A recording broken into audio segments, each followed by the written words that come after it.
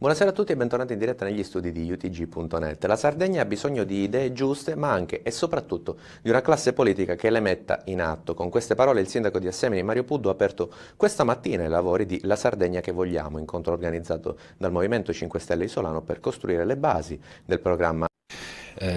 Sinceramente quello che accade nelle altre forze politiche a noi ci riguarda molto poco, perché abbiamo un modello organizzativo e uno spirito completamente diversi da quelli delle aggregazioni partitiche tradizionali. Quindi noi pensiamo a fare le nostre proposte, poi le nostre proposte si incontreranno in Parlamento con eventuali proposte analoghe fatte da altri, e quindi noi ragioniamo sulle cose concrete, non con chi cercare di fare le cose. L'idea del Movimento 5 Stelle è proprio quella di fare una grande alleanza con il primo partito degli italiani, che è quello degli astensionisti.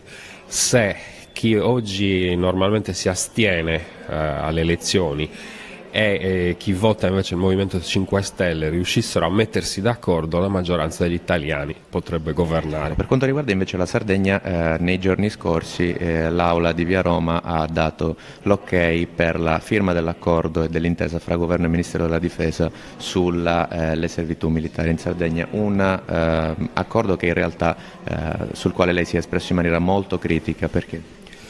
Ma sì, perché praticamente siamo tornati a 10 anni fa, al punto di 10 anni fa, in cui si era fatto un lunghissimo elenco di strutture dismissibili da parte del Ministero della Difesa, che poi invece sono rimaste o abbandonate o in uso ai militari. Quindi il numero delle strutture in dismissione previste oggi è addirittura inferiore a quello di allora.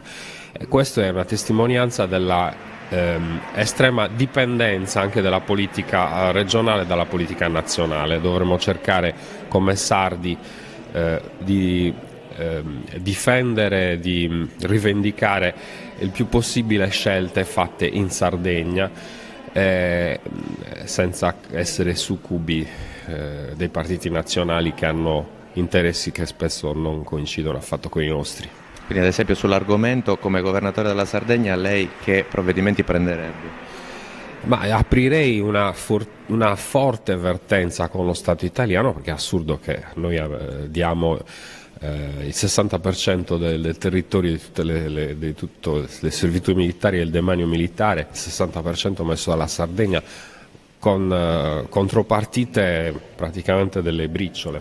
Quindi così come in altri settori noi dipendiamo da interessi esogeni. Guardiamo ai trasporti, dove non possiamo fare le nostre politiche economiche per favorire i trasporti verso la Sardegna o la continuità territoriale, perché dipendiamo sia da operatori privati, neanche sardi, sia da politiche troppo invadenti da parte del governo nazionale su scelte che riguardano la Sardegna.